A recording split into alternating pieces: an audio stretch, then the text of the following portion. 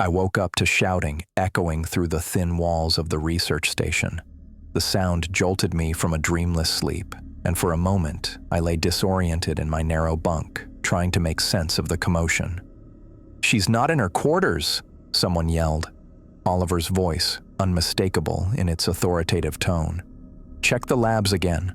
I fumbled for my glasses on the small metal nightstand and squinted at my watch. 5:30 in the morning. Outside my window, the Antarctic darkness was absolute, as it had been for weeks now. We were deep into polar night, that strange period where the sun simply doesn't rise for months at a time. More voices joined the commotion as I swung my legs over the side of the bed, the cold floor sending a shock through my feet. I grabbed the thermal layers I'd draped over my chair the night before. "Judy's missing," came Jasmine's voice from the hallway, followed by the sound of rapid footsteps. "Her bed hasn't been slept in." I pulled on my clothes quickly, my mind racing. Judy Morales missing. The glaciologist had seemed fine at dinner last night, if a bit quieter than usual, but in the Antarctic winter, missing wasn't just concerning, it was potentially fatal. By the time I stepped into the hallway, the station was fully awake despite the early hour. Commander Oliver Webb stood in the common area, his tall frame rigid with tension as he issued orders to the assembled team members. "Taylor, check the logs for any exterior door access during the night," he directed Jasmine, who was already hunched over a computer terminal, her black bob falling forward as she typed. "Santiago, prep the emergency gear. We need search teams ready in 15 minutes. I approached Oliver, running a hand through my disheveled hair. "What's happening?" Oliver turned to me, his expression grim. "Judy's gone, Richard. Jasmine went to check on her when she didn't show for her 6 a.m. readings, and her quarters were empty." "Could she be somewhere else in the station?" I asked, though the frantic activity around me suggested they'd already considered this. "We've checked everywhere," Jasmine called over, not looking up from her screen. "And her extreme weather gear is missing from the equipment room." A chill that had nothing to do with the temperature ran through me. Going outside alone during polar night was against every safety protocol we had. "Here," Oliver said, handing me a clipboard. "These are the search assignments. You're with Santiago, checking the perimeter and the path to the western observation point." David Santiago appeared beside us, his arms full of equipment, emergency beacons, thermal blankets, first aid supplies. The maintenance engineer's normally cheerful face was drawn with worry. "Ready when you are, Shepard," he said, handing me a heavy pack. As I helped David organize the gear, my mind drifted to Judy's recent behavior. She'd been acting strangely over the past week, distracted during meetings, staying up late to pore over satellite images of the archaeological site we'd discovered last month. Just yesterday, she'd cornered me in the lab, talking about unusual dreams she'd been having. "I keep seeing the stones, Richard," she'd said, her green eyes intense. "They're calling to me." I'd nodded sympathetically, attributing her behavior to cabin fever, not uncommon during the endless darkness of Antarctic winter. The isolation and lack of sunlight affected everyone differently, and Judy wouldn't be the first researcher to experience psychological strain. "Fraser will monitor communications from here," Oliver announced, breaking into my thoughts. "Each team checks in every 30 minutes, no exceptions." Dr. Jasmine Taylor looked up from her terminal. "The logs show an exterior door was opened at 2:17 this morning, no return entry logged." Oliver's face darkened. "That means she's been out there for over 3 hours. Move out now."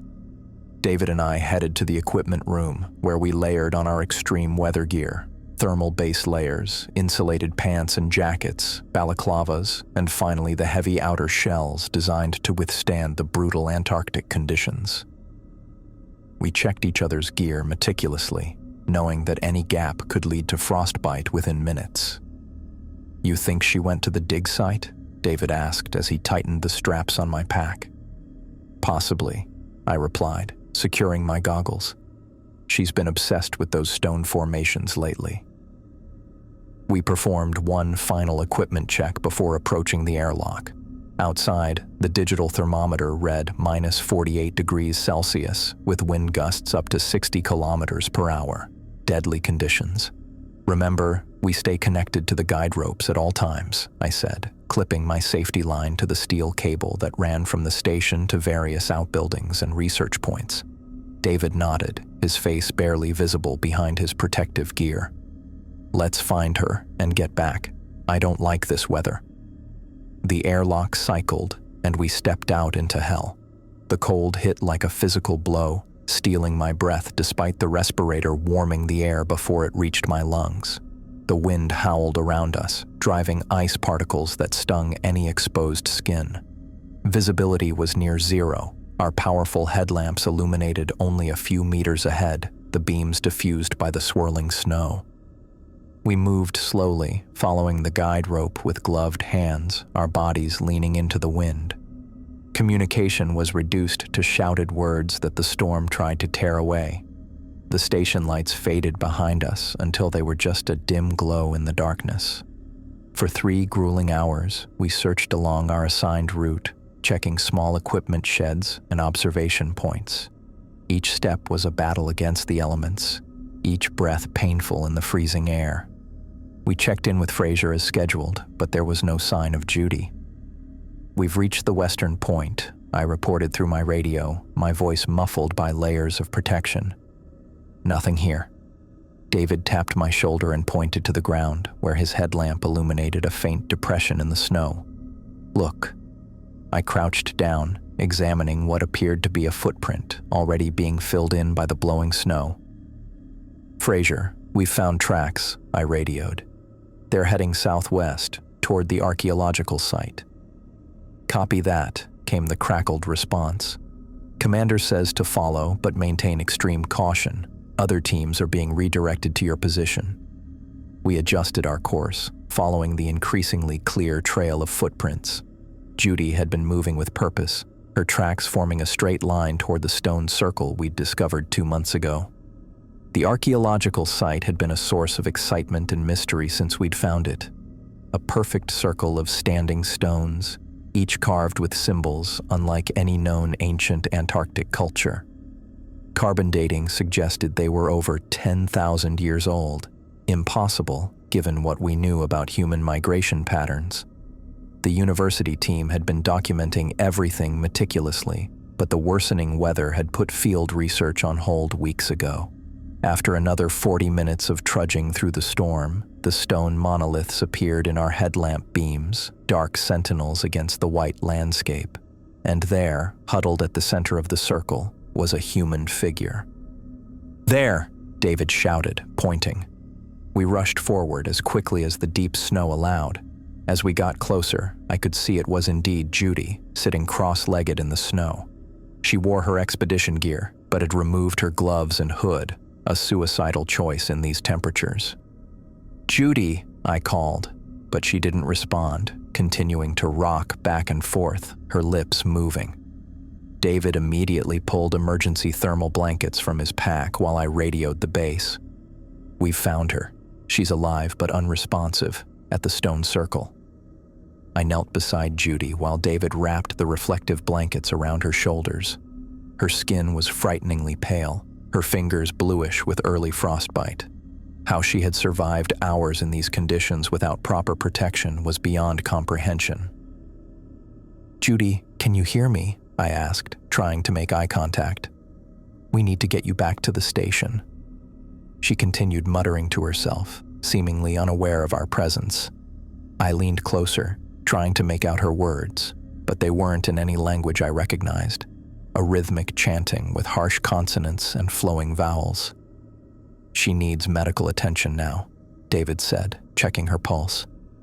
"Her heartbeat is steady, but her body temperature must be dangerously low." I nodded and tried again. "Judy, it's Richard. We're here to help you." This time, her head snapped up, her green eyes focusing on me with startling clarity. She stopped chanting and grabbed my arm with surprising strength. "Richard," she said, her voice raspy but intense. "I've seen him. He's real." "Who's real, Judy? We need to get you back to..." Yule, she interrupted, her fingers digging into my arm, even through my thick jacket. He lives beneath the ice, beneath these stones. He's been waiting for thousands of years, and now he's awake. David and I exchanged concerned glances. Hypothermia often caused confusion and hallucinations. He chose me, Richard, Judy continued, her eyes wide and feverish. Yule chose me to be his messenger. He showed me things, ancient cities under the ice, civilizations that existed before human history began. Let's get you warm first, then we can talk about what you saw, I said gently, trying to help her to her feet. She resisted, her gaze darting around the stone circle. Don't you feel it? The power in this place? These aren't just rocks, they're a doorway, a beacon. Judy, you're suffering from exposure, I explained, my medical training kicking in. The cold is affecting your mind. We need to get you back to base where Jasmine can treat you. You don't understand, she insisted, her voice rising. Yule is coming. He's chosen this time to return, and we're just the beginning. He speaks to me in my dreams, shows me what will be. With David's help, I finally managed to get Judy to her feet. She swayed dangerously, and I worried about frostbite damage to her extremities. We needed to move quickly. As we prepared to leave the stone circle, Judy suddenly grabbed my arm again, her face inches from mine. He knows you too, Richard. He told me your name. You'll see him soon. He's chosen you next. A chill that had nothing to do with the Antarctic cold ran through me. The certainty in her voice was disturbing, but I reminded myself of the effects of hypothermia on the brain. This wasn't Judy talking. It was the cold and isolation playing tricks on her mind. Let's get you home, I said firmly, guiding her between David and myself as we began the long trek back to the station. Behind us, the ancient stones stood silent in the howling blizzard, their secrets buried once more beneath the endless Antarctic night. I helped David carry Connington back to the station, each of us supporting one of her arms as she stumbled between us. The wind cut through our gear, and Connington's weight grew heavier with each step. She kept mumbling, her words mostly lost in the howling storm, but occasionally I caught fragments about Yule and beneath the ice. Almost there, David shouted over the wind. His face was tight with concern, eyes constantly checking Connington's condition. Just keep her moving. The research station appeared through the swirling snow, its lights a dim beacon in the darkness. As we approached the main entrance, the door burst open. Dr. Fraser rushed out with a thermal blanket, her medical bag clutched in one hand. Get her inside now, she ordered, holding the door as we guided Connington through. The warmth of the station hit me like a physical force after the brutal cold outside. We moved Connington directly to the medical bay, where Dr. Fraser took charge. She worked methodically, checking vital signs, pupil response, and skin condition, while David and I stepped back. Severe hypothermia, possible frostbite on extremities, Fraser muttered as she cut away Connington's frozen outer layers. How long was she out there? At least 3 hours, I said, removing my own gear. My fingers felt numb and clumsy with the zipper. Maybe longer. We found her sitting in the snow at the archaeological site. No gloves, hood down. Fraser looked up sharply. The stone circle? What was she doing there? Before I could answer, Connington's eyes flew open. He showed me, she said, her voice suddenly clear. Yule showed me what's beneath. He's been waiting so long. Judy, you're safe now, Fraser said soothingly, placing a warming pad against Connington's neck. You're back at the station. No, Connington said, trying to sit up. He's coming with me. He's coming here. Richard knows. Richard saw him too. I felt a chill that had nothing to do with the outside temperature. I didn't see anything, I said. Just you, sitting in the snow. Oliver appeared in the doorway, his face grim. Report, he said simply. Commander, I said, straightening automatically. We found Dr. Connington at the archaeological site, approximately 4 miles southwest of the station. She was in an altered mental state, suffering from exposure. He was there, Connington interrupted, her eyes wide and unfocused. Yule rose from between the stones, a shadow bigger than the mountains. He spoke to me without words, told me the ice is just a blanket, that what sleeps beneath is waking up. Oliver's expression hardened. "Dr. Fraser, what's her condition?" "Physically, she's suffering from hypothermia and mild frostbite," Fraser replied, injecting something into Connington's IV line. "Mentally, she's experiencing confusion and hallucinations consistent with extreme cold exposure." "He's chosen me," Connington said, her voice growing drowsy as the medication took effect. "And Richard next. Richard will see. Richard will hear him call." Her words trailed off as her eyes closed. The medical bay fell silent except for the beeping of monitoring equipment. "Santiago, get some rest," Oliver ordered. "Shepard, my office. Full report." I followed Oliver through the narrow corridors of the station. The overhead lights seemed dimmer than usual, casting long shadows on the walls. My mind kept replaying Connington's words. "Richard next. Richard will see." Oliver's office was small, but meticulously organized. He gestured for me to sit while he took his place behind the desk. "Everything," he said, "from the beginning."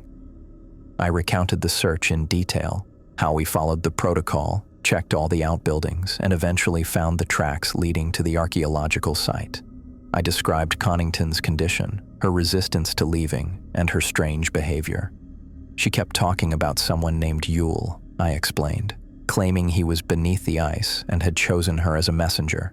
Classic hypothermia confusion, but specifically focused on the stone circle. Oliver listened without interruption, making occasional notes. When I finished, he leaned back in his chair. "Your assessment?" he asked. "Psychological break triggered by environmental factors," I said without hesitation. "The isolation, constant darkness, and extreme conditions can cause perceptual distortions.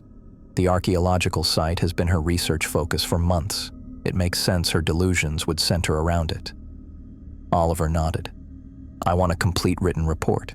Include everything she said, no matter how nonsensical." "Yes, sir." "And Shepard?" Oliver fixed me with a steady gaze. "Keep an eye on her. If her condition changes, better or worse, I want to know immediately." Back in my quarters, I sat at my desk and opened my research log.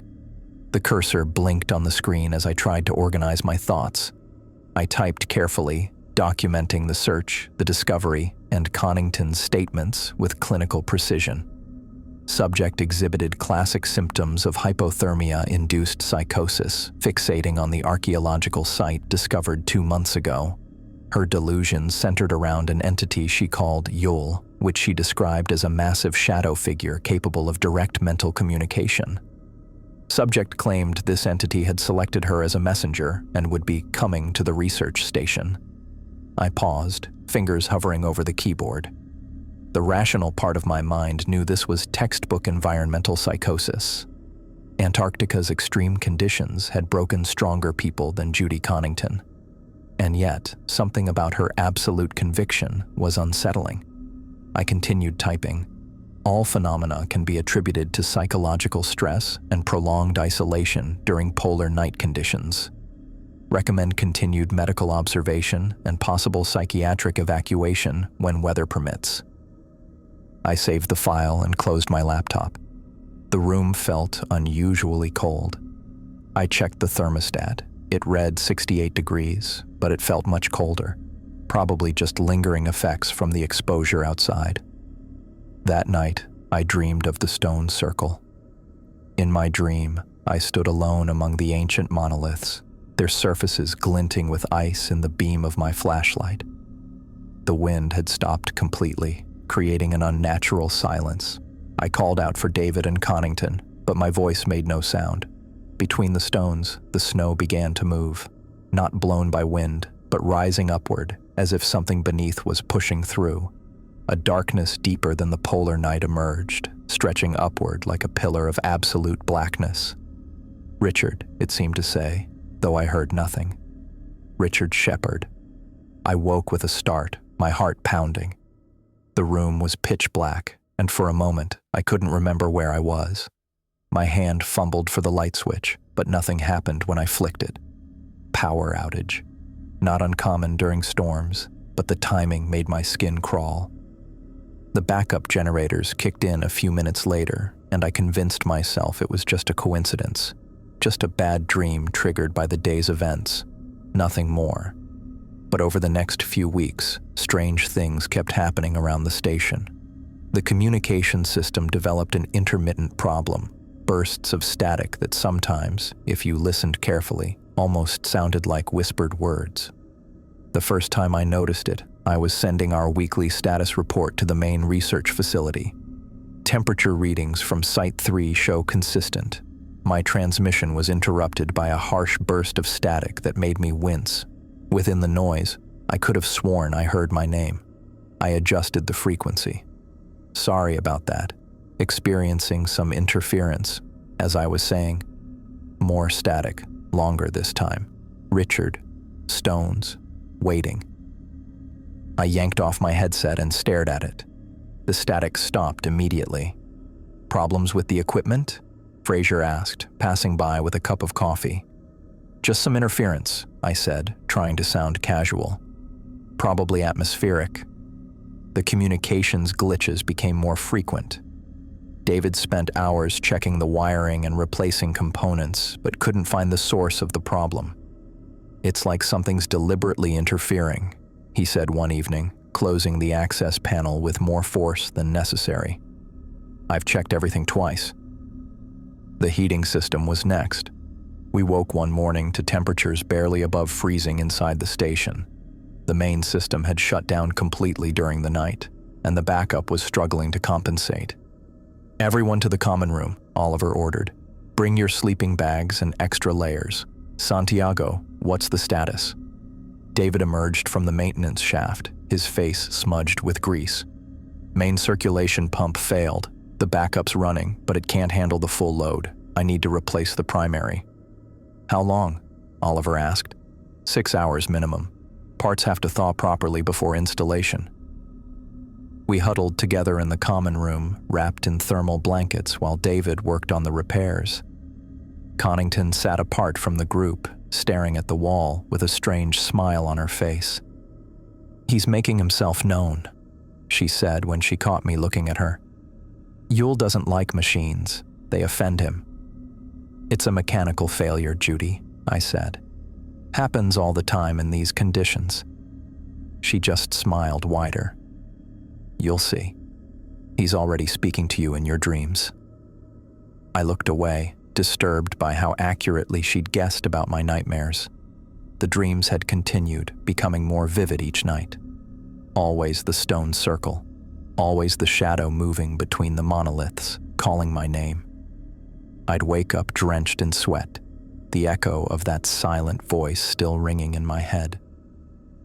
During waking hours, I started noticing other things, movements at the edge of my vision that vanished when I turned to look, the sound of footsteps in empty corridors. Once, working late in the lab, I distinctly heard someone whisper my name right behind me, but when I spun around, the room was empty. My hand shook as I recorded temperature readings. I dropped things more frequently. Dark circles formed under my eyes as sleep became increasingly elusive. Richard, a word? Dr. Fraser caught me after breakfast one morning, 3 weeks after the incident with Connington.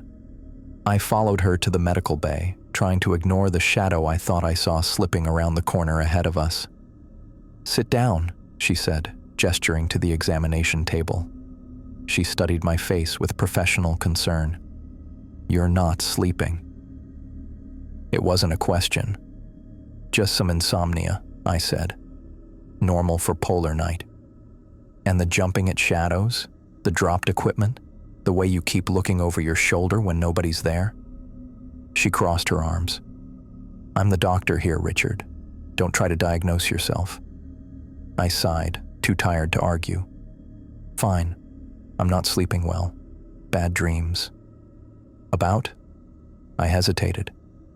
The archaeological site, the stone circle. Something flickered across her face, concern, or maybe recognition.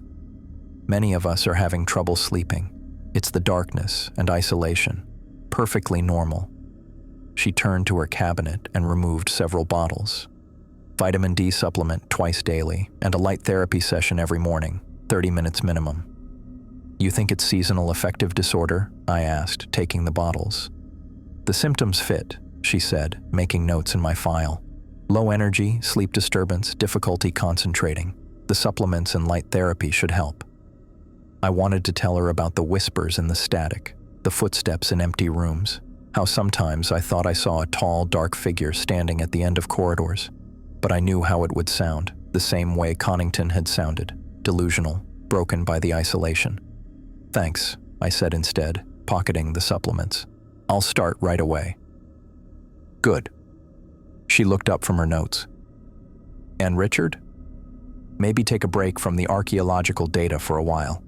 Focus on something else. I nodded and left the medical bay, aware of the irony. The doctor was prescribing the rational scientific treatment, vitamins, light therapy, cognitive redirection. All the things I would have recommended myself a month ago. But as I walked back to my quarters, I passed the communications room and heard that distinctive static again. I paused in the doorway. The room was empty, the equipment running on automatic monitoring. The static rose and fell like breathing. Richard. Coming. Stones. Waiting. I backed away, my heart racing. The rational part of my mind insisted it was just random noise, pattern recognition gone haywire in a stressed brain. But another part, a part growing stronger each day, wondered if Connington had been right all along. That night, I stared at the ceiling of my quarters, fighting sleep. I knew what waited in my dreams. The stone circle, the shadow, the voice that knew my name. Outside my window, the Antarctic darkness was absolute, a perfect mirror for the darkness I saw each night between the ancient stones. I took one of the sleeping pills Fraser had given me and waited for it to take effect, trying to convince myself that tomorrow would be better, that the light therapy and vitamins would clear my head, that the whispers and shadows were just manifestations of stress and isolation. But as consciousness slipped away, I couldn't shake the feeling that something was watching me from the darkness. Something patient and ancient that had all the time in the world to wait. Something that had already chosen me, just as it had chosen Connington. And in that last moment before sleep claimed me, I thought I heard footsteps approaching my door, stopping just outside. Not the familiar tread of any of my colleagues, but something heavier, something wrong. I tried to rise, to call out, but the medication had already taken hold. The last thing I remember was the sound of my doorknob slowly turning. I found Dr. Fraser missing when I went to check on her that morning. Her workstation was empty, papers scattered across the desk like she'd left in a hurry. The sight hit me with a sickening sense of déjà vu. "Has anyone seen Dr. Fraser?" I called out, already knowing the answer as I stepped back into the hallway. The station had felt off balance for 3 weeks now, ever since we'd found Judy Connington at the stone circle. We'd all been walking on eggshells, pretending things were normal while knowing they weren't. The heating issues had been fixed, but the communications system still produced that unsettling static at random intervals.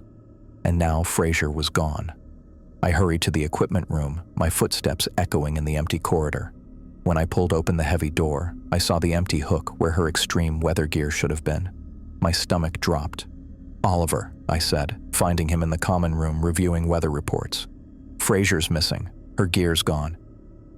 He looked up sharply, his face hardening into the mask of command I'd seen when Connington disappeared. "How long?" he asked, already reaching for the station radio. "Unknown. I just noticed now. Her workstation's a mess, papers everywhere. Doesn't look like she planned to go anywhere." Oliver called an immediate station-wide alert. Within 10 minutes, everyone had gathered in the common room, everyone except Fraser and Connington, who sat in a corner chair, watching us with an eerie smile that never reached her eyes. "We'll follow the same search protocol as before," Oliver announced, his voice steady despite the tension in his shoulders. Santiago, prep the emergency gear. Richard, you've done this before. You'll lead Team 1 with Connington and Santiago to check the perimeter and the western route. I'll take Harding and Chen to cover the eastern quadrant. I felt a wave of exhaustion just thinking about heading back into that storm. I hadn't slept properly in weeks, jumping at shadows and lying awake listening for footsteps that never quite materialized. But I nodded anyway. "I'll get ready," I said. As the room emptied, Oliver caught my arm. "Keep an eye on Connington," he said quietly. "She's been different since we brought her back. Dr. Fraser was concerned about her mental state." "And now Fraser's gone," I said. Oliver's expression darkened. "Just find them both and get back safely." 20 minutes later, I was checking David Santiago's gear in the equipment room, making sure his oxygen tanks were full and his thermal suit was properly sealed. He did the same for me, his movements mechanical and efficient. "You think she went to the stone circle too?" he asked, his voice muffled by his mask. "I don't know," I said, though I had a sinking feeling I did know. "Let's just find her." Connington joined us, already dressed in her gear. She moved with a strange fluidity that hadn't been there before, checking her own equipment with practiced ease. "He's calling his chosen ones," she said, her voice light, almost sing-song. "We should hurry. Jasmine has been waiting." I exchanged a look with David. His eyes showed the same unease I felt. "Judy," I said carefully, "do you know where Dr. Fraser went?" She smiled at me, her eyes too bright. "To the circle, of course. Where else would she go? Yule speaks clearest there." I felt a chill that had nothing to do with the temperature. "Judy, there is no Yule. You were suffering from hypothermia when we found you. Your mind was playing tricks." "You'll see," she interrupted, still smiling. "He's waiting for you too, Richard. He told me." Before I could respond, Oliver's voice came over the radio, checking if we were ready to head out. I confirmed, and we made our final preparations. The moment we stepped outside, the wind hit us like a physical blow. The temperature readout on my wrist showed -52 degrees. The visibility was even worse than during our search for Connington, the snow swirling in thick curtains that limited sight to a few feet ahead. We connected to the guide ropes and began our search, following the same route we'd taken 3 weeks ago. I kept Connington between David and me, not trusting her to stay with us otherwise. She moved with surprising confidence through the blizzard, never hesitating at turns or junctions in the path. The logs showed Fraser left at midnight, David shouted over the wind. "She's been out here for 7 hours now." "No one survives that long without shelter," I called back. "Jasmine did," Connington said, her voice somehow carrying clearly despite the howling wind. "Y'all protects those he chooses." I ignored her, focusing on putting one foot in front of the other. The cold was brutal, seeping through even our specialized gear. My face mask was already crusted with ice from my breath. We checked the equipment sheds and observation points along our route, finding nothing. An hour into our search, I realized Connington was leading us, not following. She moved with purpose, taking turns before I could direct her, always heading southwest, toward the archaeological site, toward the stone circle. "Judy," I called, grabbing her arm. "We need to check all locations along the route." She turned to me, her eyes visible through her goggles, unnervingly calm. "Why waste time? You know where she is? You know where Yule waits?" I felt David's hand on my shoulder. "Richard, maybe she's right. Both times now, someone's gone missing and headed that way. We should check it." I wanted to argue, to insist on following protocol, but a part of me knew they were right. Both disappearances leading to the same location couldn't be coincidence. I radioed Oliver to inform him we were heading directly to the archaeological site.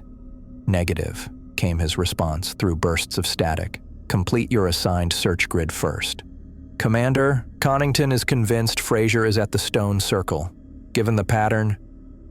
"That's an order, Shepard. Stick to protocol." I hesitated, then made a decision I knew I might regret. We're checking the stone circle first. We'll double back to complete the grid after. Shepard out. I switched off the radio before Oliver could respond. Let's go, I said to the others. Connington smiled beneath her mask. Yes, he's waiting. We trudged through the deepening snow, the wind seeming to push against us with deliberate force. Connington never faltered, moving as if guided by an invisible hand. David stayed close behind me, checking our position on the GPS unit, though I suspected Connington didn't need it. We're getting close, David said after nearly 40 minutes of walking. Should be visible soon if this damn snow would let up. As if in response, the wind shifted slightly, the curtain of snow parting just enough to reveal the dark shapes of the stone monoliths ahead. They stood like sentinels against the white landscape, ancient and imposing. I felt a strange reluctance to approach them, as if some primal part of my brain was screaming danger. There, Connington said, pointing. In the center. I squinted through the snow and saw a figure standing in the middle of the stone circle. Even from this distance, I could tell it was Fraser. She stood perfectly still, arms raised toward the sky, seemingly oblivious to the storm raging around her. Dr. Fraser, I called, but my voice was swallowed by the wind. We approached cautiously. David unclipped from the guide rope to set up the emergency lights we'd brought, positioning them to illuminate the circle. The harsh white light cut through the snow, casting long shadows from the standing stones. Jasmine, I tried again when we were closer. She didn't respond. She remained motionless, face tilted upward, arms extended. As we entered the circle, I could hear her voice, a continuous stream of sounds that weren't English or any language I recognized. The same unknown language Connington had used when we found her.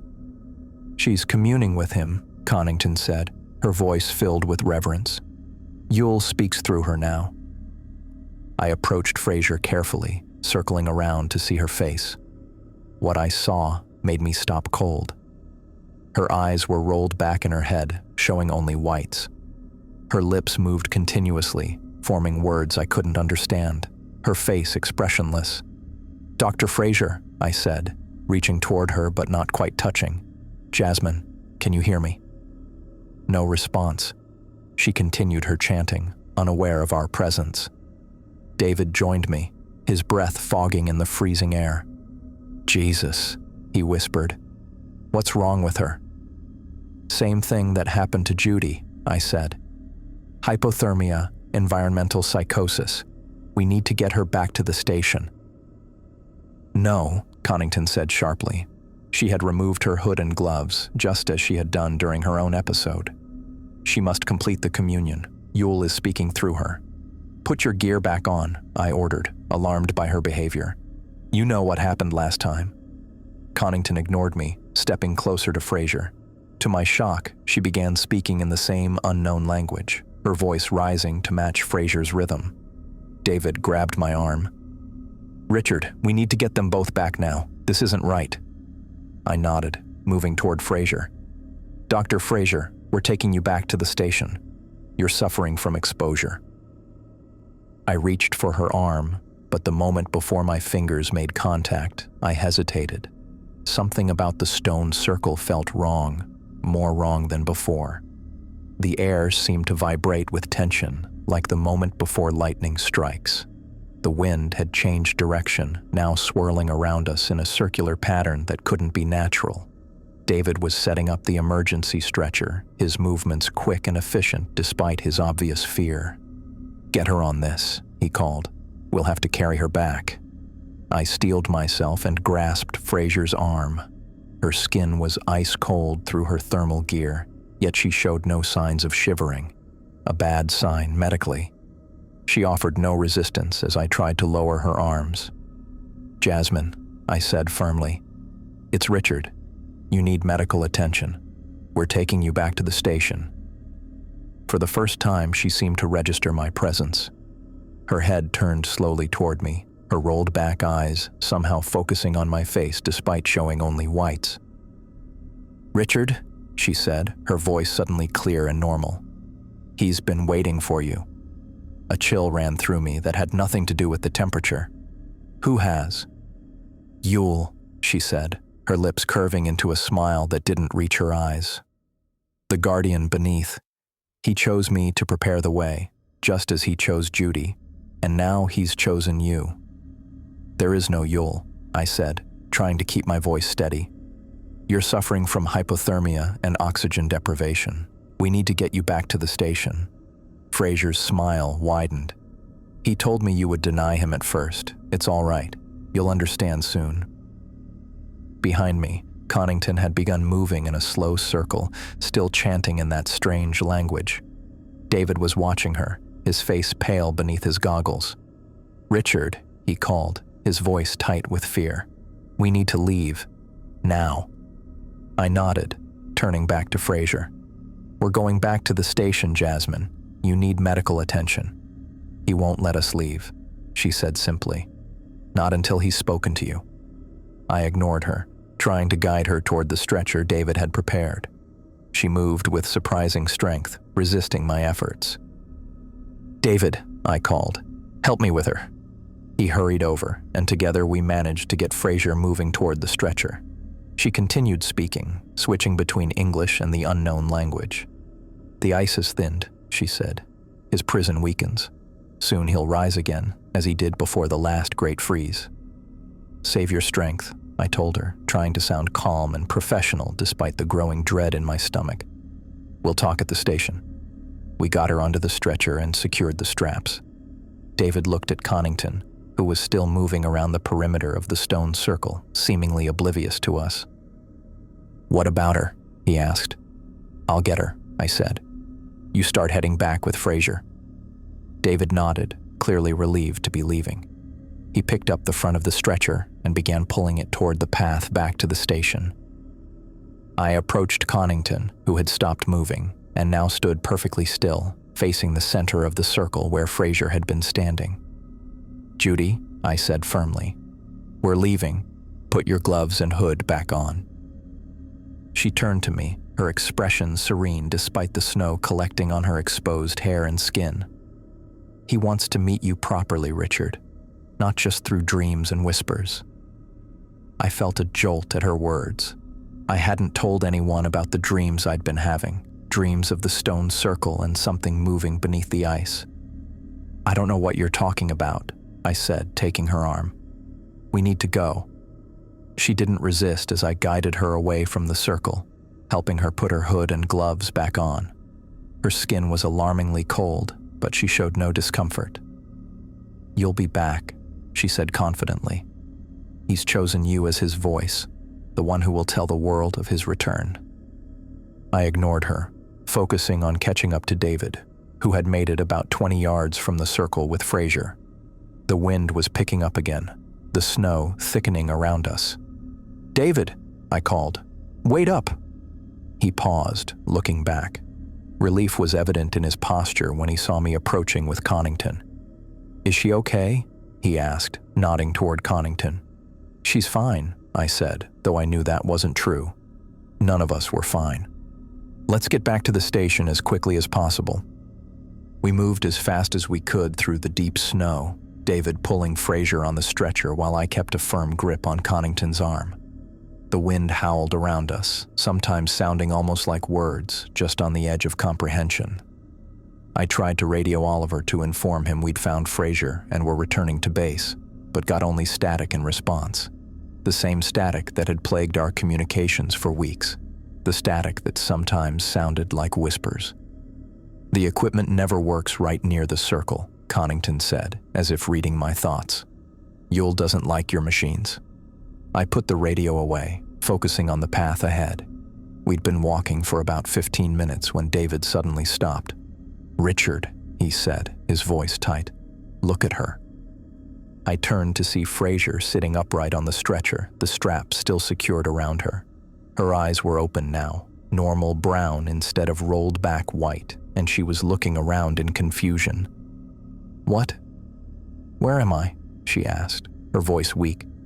Richard? David? What's happening? I approached her cautiously. Dr. Fraser? Do you know who you are? She frowned. Of course I do. I'm Dr. Jasmine Fraser. Why am I on a stretcher? Why are we outside? I exchanged a look with David. What's the last thing you remember? I asked her. She thought for a moment, her brow furrowed. I was in my lab, working on analyzing the soil samples from the archaeological site. Then, she shook her head. Nothing. How did I get out here? We found you at the stone circle, I said carefully. You've been missing for about 7 hours. Her eyes widened. That's not possible. I was just in my lab. It's true, David said. We found you standing in the middle of the circle with your arms raised, speaking in some strange language. Fraser looked horrified. Like Connington was doing when you found her? I nodded. Exactly like that. She turned to look at Connington, who was watching her with that same unsettling smile. What's happening to us? Fraser whispered. Let's get back to the station, I said. We can figure this out once you're safe and warm. Fraser nodded, clearly shaken. I can walk, she said, reaching for the straps. Are you sure? David asked. Yes, she said firmly. I feel fine, just confused. We helped her off the stretcher, and she stood steadily on her feet. Physically, she seemed completely normal. No signs of the hypothermia or exposure she should have been suffering after 7 hours in these conditions. We continued toward the station, Fraser walking between David and me, with Connington following behind. The wind had died down somewhat, making it easier to move, but the cold was still intense. Richard, Fraser said quietly so only I could hear. Before we found Connington, did you experience anything strange? Dreams? Hallucinations? I hesitated, then nodded slightly. Some. Why? I've been having dreams about the stone circle for weeks, she said, about something beneath the ice, something ancient and powerful. I thought it was just stress, but now... It's the isolation, I said firmly. Environmental factors. Seasonal affective disorder. You diagnosed it yourself. She looked unconvinced. Then how do you explain what happened to me? To Connington? We both went to the same place, both experienced the same symptoms. I had no good answer for that. We'll figure it out back at the station, I said. The rest of the journey passed in tense silence.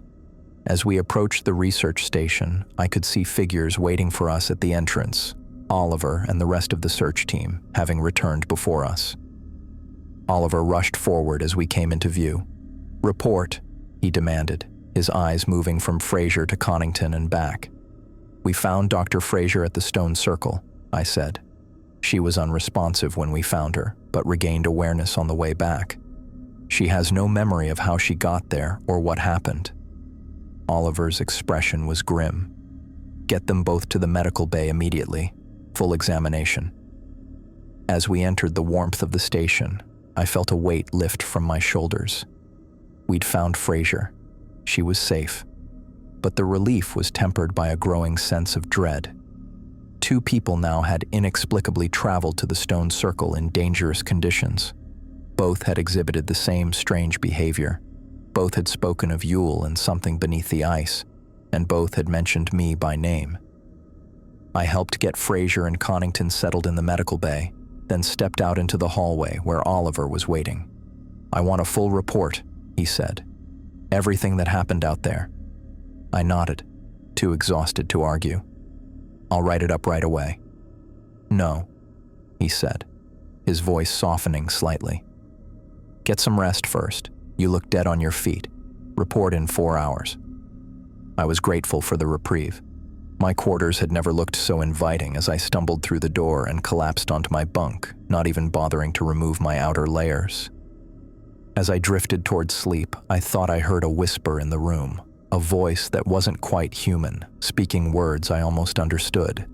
But exhaustion pulled me under before I could make sense of it, dragging me into dreams of stone circles and ancient eyes watching from beneath the ice.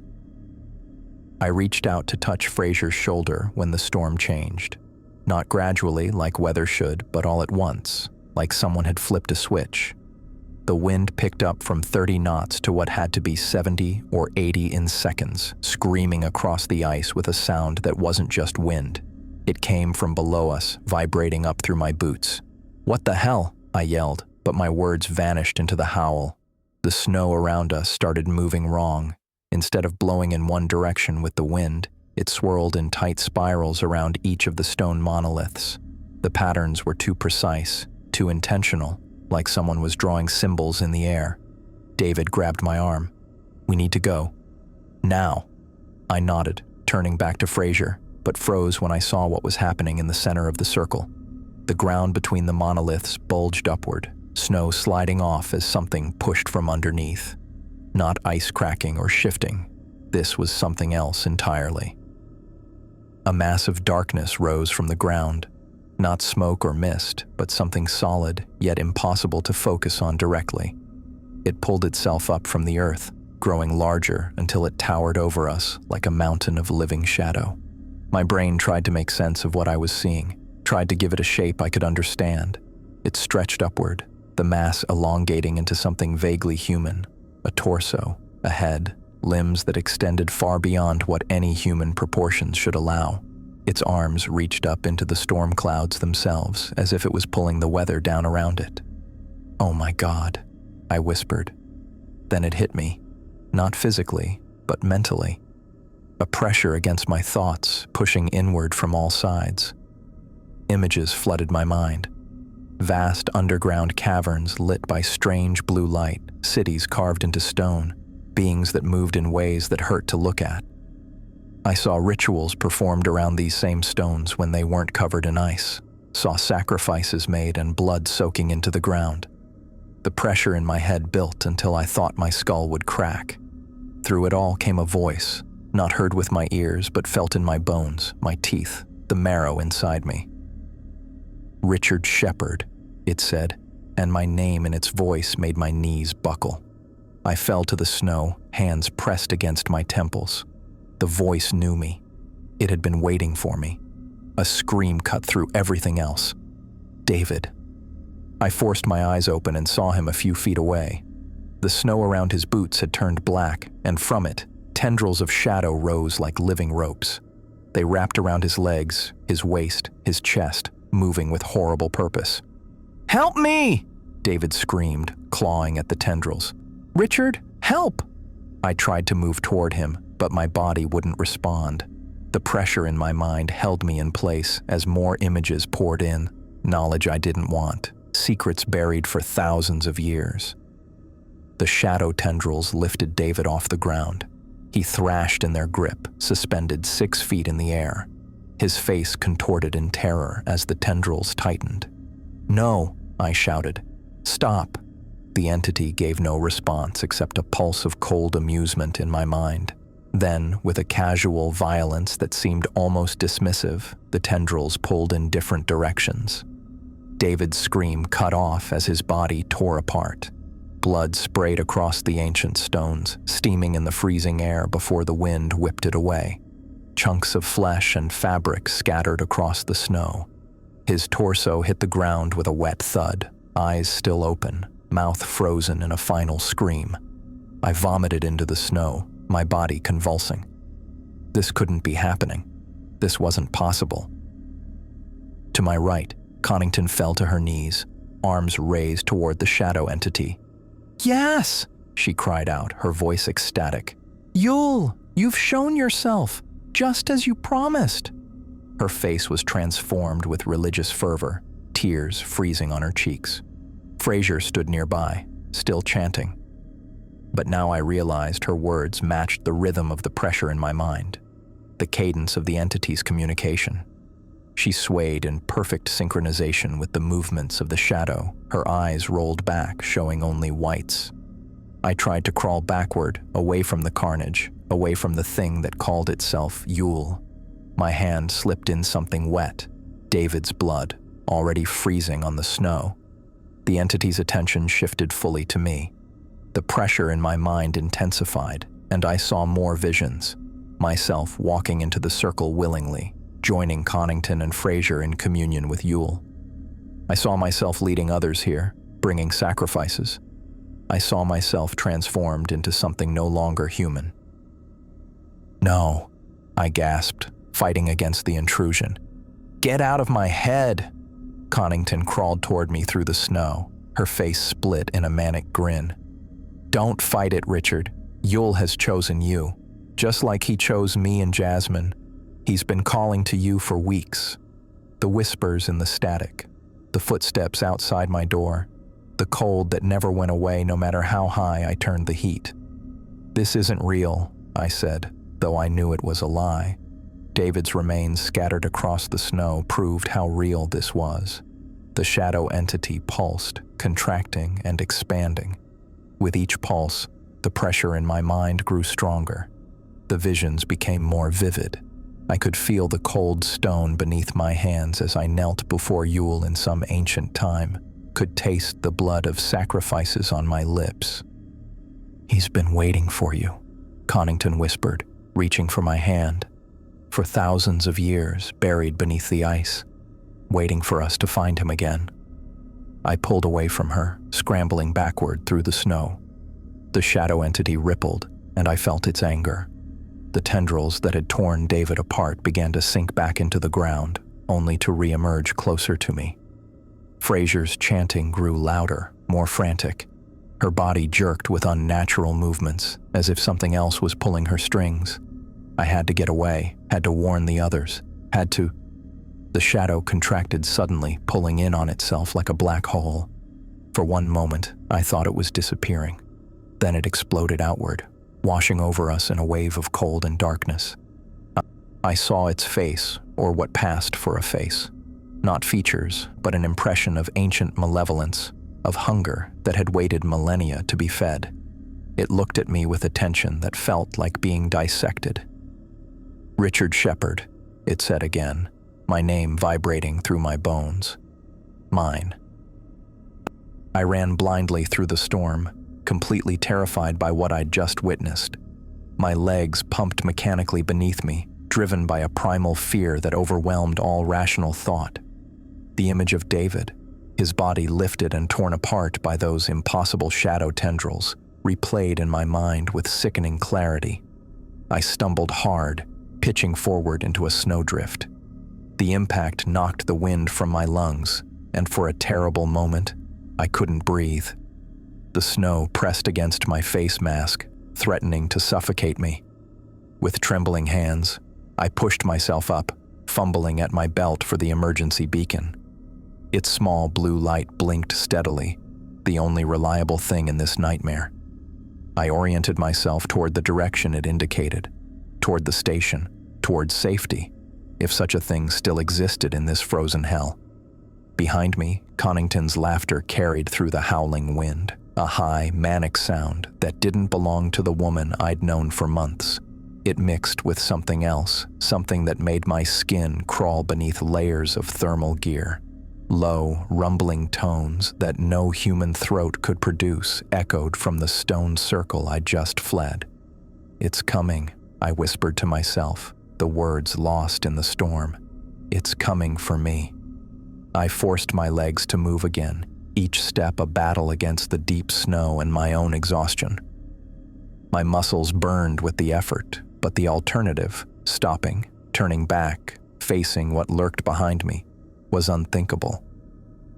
The shadow of Yule seemed to follow me through the darkness.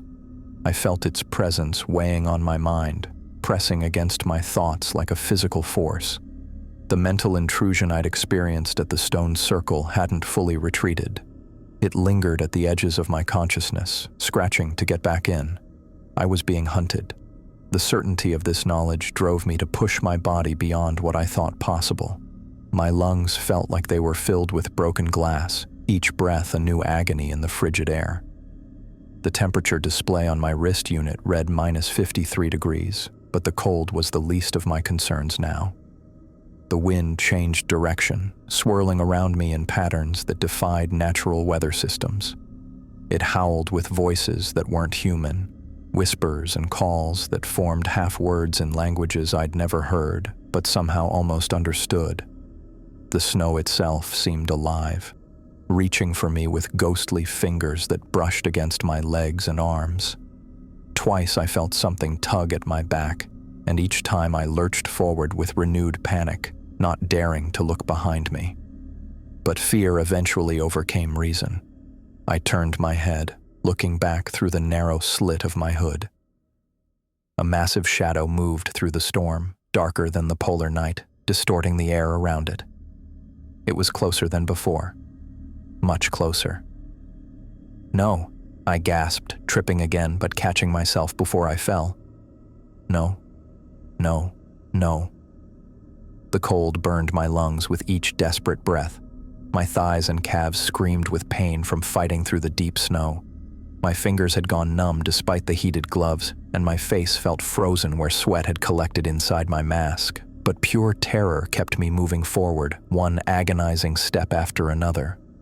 My mind raced with flashes of what I'd seen: David's body suspended in the air, the tendrils wrapping around his limbs, the spray of blood across pristine snow, the impossible entity rising from the ground between the ancient stones, Fraser's blank eyes as she chanted, Connington's ecstatic face as she welcomed the horror that had killed our colleague.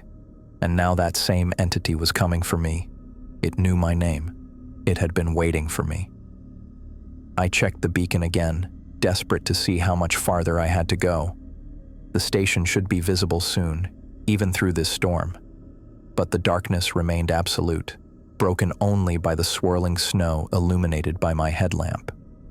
I knew with absolute certainty that if I stopped, even for a moment to catch my breath or check my bearings properly, the same fate that found David would find me.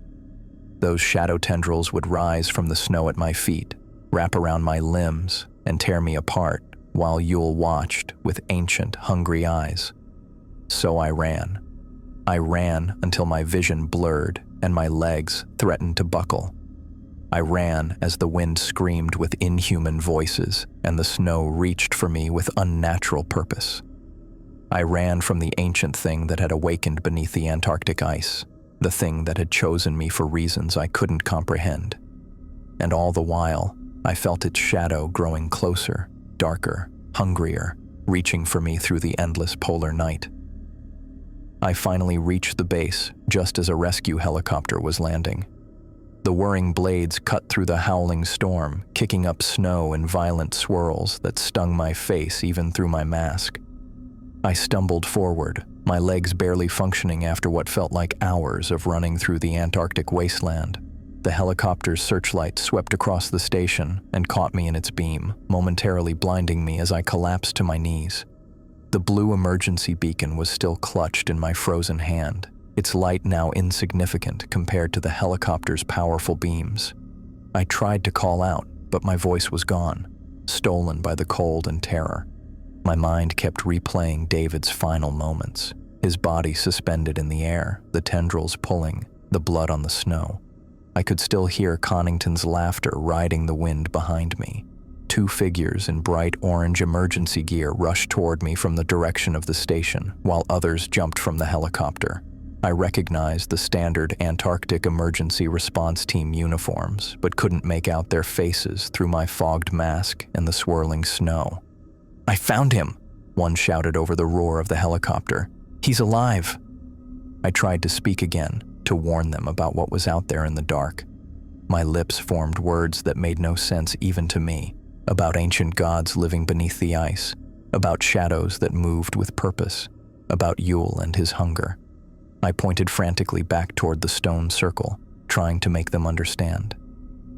"David," I managed to croak. "David is dead.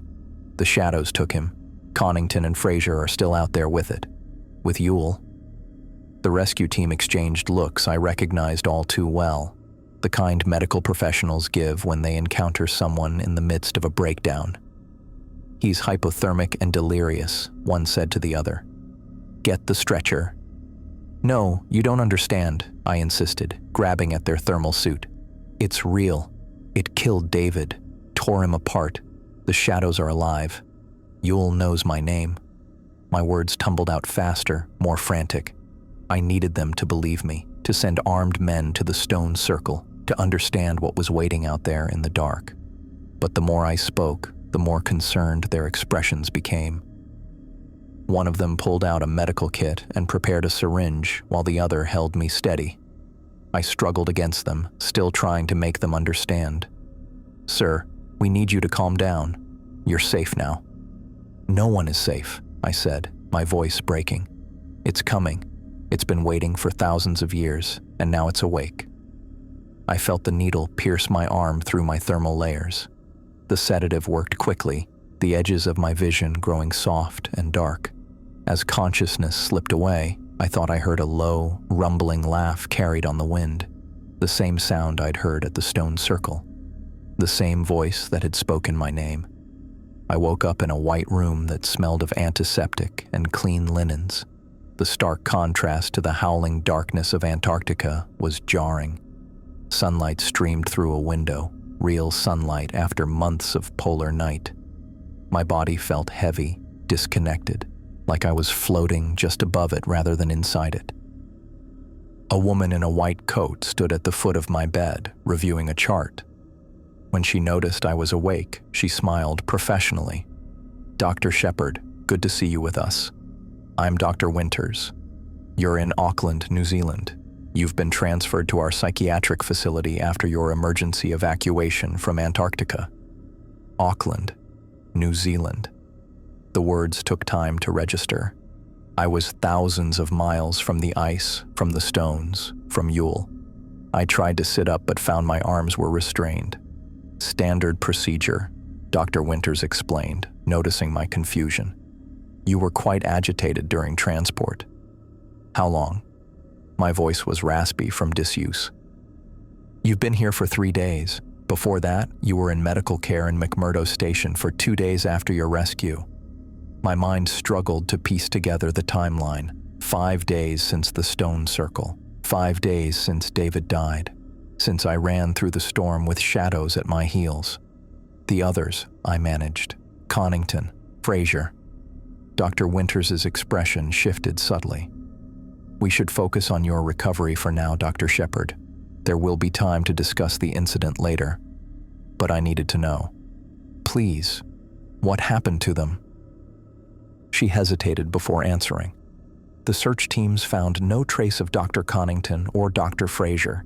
The official report lists them as missing and presumed dead. The same for Mr. Santiago." David. His name was David, not Mr. Santiago.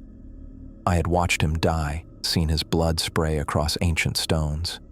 And now he was just another statistic, another life claimed by the harsh Antarctic environment. "They didn't look at the stone circle," I said. "That's where it happened. That's where Yule took them." Dr. Winters made a note on her tablet. "We'll talk more about these experiences when you're stronger. For now, rest." The days blurred together after that. Doctors came and went. They asked questions about my time in Antarctica, about the isolation, about my sleep patterns before the incident. They never called it what it was, an encounter with something ancient and malevolent. To them, it was a psychological break, a textbook case of environmental stress and sensory deprivation leading to shared delusions. I told them everything anyway, about the stone circle, about Judy's strange behavior after we found her, about Fraser going missing next, about the shadow that rose from the ground and spoke my name, about the tendrils that tore David apart while Connington watched in ecstasy. They nodded and took notes and adjusted my medications. Weeks passed, then months. 6 months of intensive therapy, of cognitive behavioral techniques designed to help me process what I had experienced. 6 months of being told that what I saw wasn't real, that my mind had created an elaborate fantasy to cope with the trauma of losing colleagues in a harsh environment. The official report was clinical and detached. 3 researchers lost during a severe Antarctic storm, equipment failure, poor judgment in conducting search operations during dangerous weather conditions, the psychological effects of polar night and isolation contributing to risky decision-making. Case closed. No mention of the stone circle's true nature, no investigation into what lay beneath the ice, no acknowledgement of Yule. I was released from the facility on a warm spring day, declared stable enough to re-enter society but with mandatory outpatient therapy sessions twice weekly. My academic reputation was in tatters, my research career effectively over. Who would fund a scientist who had suffered a psychotic break? Who would trust my data or conclusions? I rented a small apartment near the coast, far from any research station or university. I spent my days walking on the beach, watching the waves, and trying not to think about what lay beneath them, about what might be waiting in the depths. I avoided the news, avoided reading about any archaeological discoveries or strange occurrences in remote places. At night, the dreams came, always the same, the stone circle under a sky without stars, the ground bulging upward, the shadow taking form. David suspended in the air, screaming my name as the tendrils pulled. Connington crawling toward me with that manic grin, telling me Yule had chosen me. And always, at the end, that voice saying my name, promising we would meet again. I would wake gasping, sheets soaked with sweat, the room seeming darker than it should be.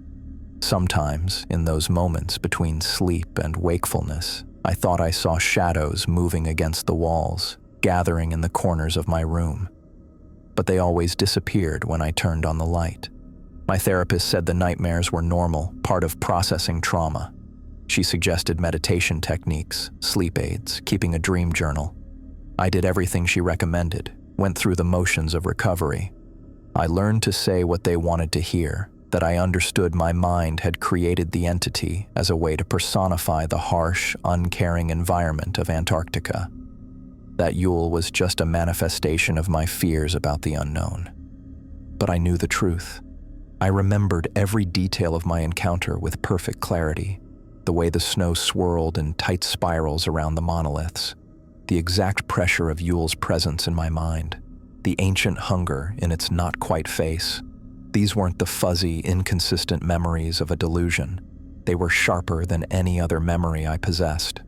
One night, 6 months after my release from the facility, I was making dinner when my radio suddenly turned on by itself. Static filled the kitchen, but within the white noise, I heard it. Whispers, in that same unknown language Connington and Fraser had chanted. I stood frozen, a knife in my hand, as the whispers formed a pattern, almost a melody. Then, cutting through the static, my name, clear as if someone stood beside me. I dropped the knife and unplugged the radio. The apartment fell silent again, but I knew what I'd heard. Yule was still there, still waiting. Distance meant nothing to something so ancient. The oceans between us were no barrier. I sometimes wondered about Connington and Fraser. Were they truly dead, their bodies lost in the Antarctic waste? Or had they joined with Yule, become part of whatever existed beneath the ice? I imagined them still at the stone circle, chanting in that strange language, serving as conduits for something older than humanity. The doctors would call these thoughts a continuation of my delusion. They would adjust my medication, suggest more intensive therapy. So I kept them to myself, along with the whispers I sometimes heard in electronic devices, the shadows I glimpsed from the corner of my eye. I survived to tell the truth, even if no one would ever believe me. I carried the knowledge of what waited beneath the Antarctic ice, of the ancient guardian that had spoken my name and shown me visions of caverns bathed in blue light. I knew that the stone circle was more than an archaeological curiosity. It was a doorway, a marker, a warning that we had ignored. And sometimes, when the night was darkest and sleep wouldn't come, I would sit at my window and look out at the distant horizon, wondering if Yule was looking back, wondering if, someday, it would call my name again, and I would have no choice but to answer.